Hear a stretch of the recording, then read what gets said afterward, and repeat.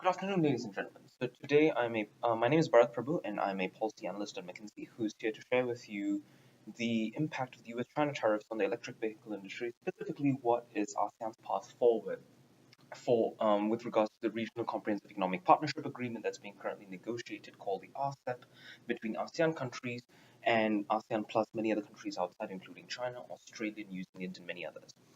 And so let's dive straight in. So the first thing is, let's look at an overview of the electric vehicle industry. The electric vehicle industry is a rapidly growing consumer market in the US and across the world.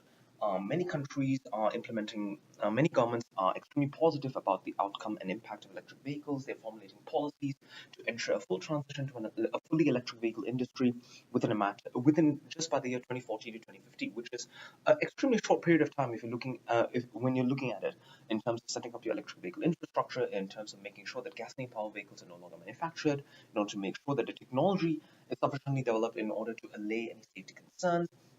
It's a hugely growing industry, and there are a few number of firms, sort of in the market structure of an oligopoly, that is involved in the industry in terms of Tesla, Audi, BMW, Nissan, Toyota, Japanese manufacturers, Korean manufacturers, German and US manufacturers. Most notably, Tesla is a pioneer in electric vehicles, but all of these different firms are facing a key problem, and that problem is demand fulfillment. They did not expect when they came up with the electric vehicles that consumer demand would rise above the expectations and exceed the expectations for that matter. They are unable to manufacture vehicles fast enough for them to actually meet the demand of consumers. And what does it actually happen? And this is actually causing delay in delivery time for electric vehicles being manufactured. So, most notably for Tesla, from assuring a delivery time of just 1 month, they're actually um, they're actually only being able to deliver within 3 months. The delivery time has expanded from 1 to 3 months, which has caused them to lose many orders. And another problem that these firms face is essentially that battery technology still needs to develop. The lithium ion process, the lithium ion battery is the most common and prevalent battery used across many industrial applications, and the electric vehicle industry is no exception. All electric cars use the lithium ion battery. But the lithium ion battery has its limitations in terms of the range an electric vehicle can have, which is a huge deal for a lot of consumers that buy electric vehicles. So that is where the electric vehicle industry is currently situated right now. They have a battery technology development problem, they have a manufacturing problem, and they also have an inability to fulfill consumer demand. Now let us look at the US-China tariffs that have transpired so far and how it's relevant to the electric vehicle industry. So it started around January 22nd, 2018, when the US, when President Donald Trump, on the premise of actually trying to alleviate unfair trade practices that China has been pursuing, imposed tariffs on a host of goods from solar panels to um, aluminium, and so on, across a lot of Chinese products manufactured in China being imported into the United States in order to strengthen local industry. And one of the most important products that has a tariff levied that is of concern to the electric vehicle industry is aluminium. There's a 25% tariff that has been imposed in aluminium, and this is causing huge concern for a lot of electric vehicle industry manufacturers.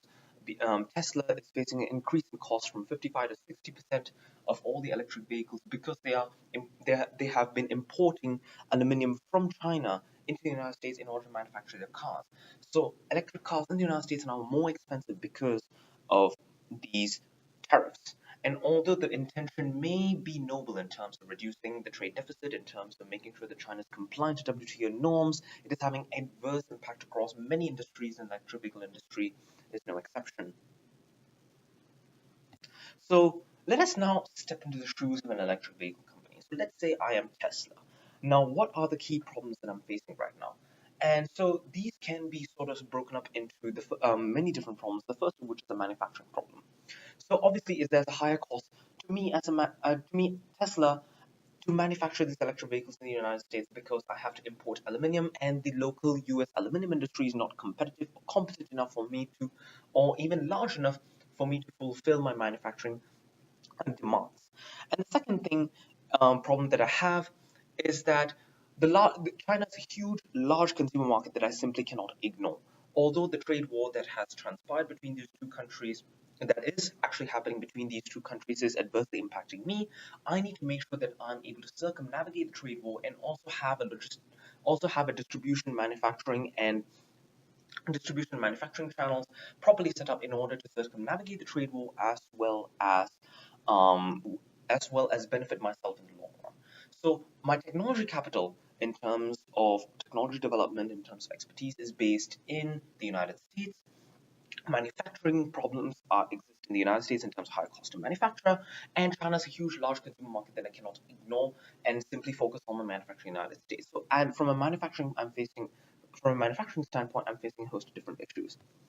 Now, the second key problem is obviously the logistics problem, which is that infrastructure is better in China and across the world. Many countries are actually investing huge amounts of public money in order to boost their electric vehicle infrastructure, in order to boost their road connectivity, in order to boost the broadband connectivity, in order to make sure that consumers are aware of the rise in electric vehicles as an industry. And so infrastructure is better placed outside of the infrastructure is developing outside the US. But currently, electric vehicle infrastructure is better in the United States.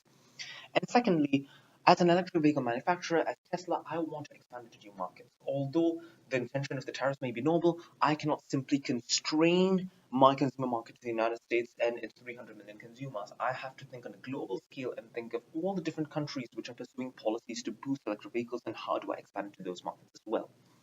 And lastly, however, the electric vehicle infrastructure in terms of development standpoint is much better in the United States. So these are the problems in terms of logistics. How do I establish my distribution channels in order to make sure that I'm able to tap into new markets, rising Asian markets across the world, but at the same time leverage on the technology capital, the electric vehicle infrastructure in the United States, and make sure that I am, as a company, am able to benefit. I'm able to um, have profit on a long-term basis while weathering the impact of the tariffs. So this leads me to my key problem. I'm facing a manufacturing problem in terms of not having sufficient battery technology, the tariffs making it higher cost of manufacturing in the United States. I'm having a logistics problem in terms of not knowing where to establish my distribution channels, and I have to avoid the short-term tariff war in order to come out of it. Now, what do I do as Tesla? How do I overcome this? And the last, and so one of the our key re- one of McKinsey's findings, or what McKinsey is predicting in this case to happen with the electric vehicle industry, is that a lot of them are going to move their manufacturing and logistical base to China. And the reason why we say that is because, first of all, it avoids the short-term tariff war. You are able to avoid the 55%, you are able to avoid the 55 to 60% rise in cost because you are able to avoid aluminum tariffs. That's point number one. Point number two, the infrastructure in terms of road connectivity, in terms of public finance, is much better outside the United States than in the United States. The United States electric vehicle testing is slightly more difficult, although the technology capital is based here. Technology capital in other countries is developing rapidly, and they are spending huge amount of public finances in order to make sure that infrastructure exists for an all-electric future. And lastly, and the most important point, I'm able to expand outside of the United States and into larger Asian markets, all of which who have to adhere to global emission norms and make sure that they have a significant number of electric vehicles running on the road. They have to, because they are bound by international protocol to cut their carbon emissions. They're starting to form electric vehicle policies, making sure that they're investing money to set up public infrastructure to make sure that electric vehicles can run on their roads. And as a car manufacturer, as an electric car manufacturer, I want first mover advantage. So setting up my manufacturing and logistical base in China in terms of distribution channels, in terms of manufacturing, allows me to tap into these rising markets and attain first mover advantage. So what is ASEAN's opportunity here? So now, based on this prediction of based on McKinsey's prediction that electric vehicle industries are going to base themselves in China, what is ASEAN's opportunity? ASEAN wants to maintain its regional competitiveness. ASEAN has to make sure that the Southeast Asian markets stay relevant in today's world, not just through geographic location, but at the same time as an investment destination. So ASEAN, in terms of the Regional Comprehensive Economic Partnership, or the RCEP agreement with many other countries, including China, has to renegotiate four main factors with China to make sure that they stay on top of the rising electric vehicle phenomenon, which is that they have to negotiate market entry incentives. They have to make sure that it's easy for electric car vehicle manufacturers to consider ASEAN as a region for manufacturing in the future, apart from just China. Secondly, they have to make sure that trade incentives that they've negotiated with China are relevant and do not disadvantage ASEAN in the long-term future of in the future of in an all-electric future. Thirdly, in terms of foreign direct investment, ASEAN has to make sure that foreign direct investment there's a continuous and constant inflow of foreign direct investment into ASEAN despite the rising electric vehicle phenomenon and the advantage that China stands to gain from this. And lastly, technology transfer, because technology capital is foreseen to be moving to China with more technological expertise, more engineers being graduated per year in China. They have to make ASEAN has to make sure that there are easy technology transfer policies between China and the ASEAN region so that ASEAN's workforce can skill up. ASEAN is more competitive as a region. Thank you, and I can address any questions.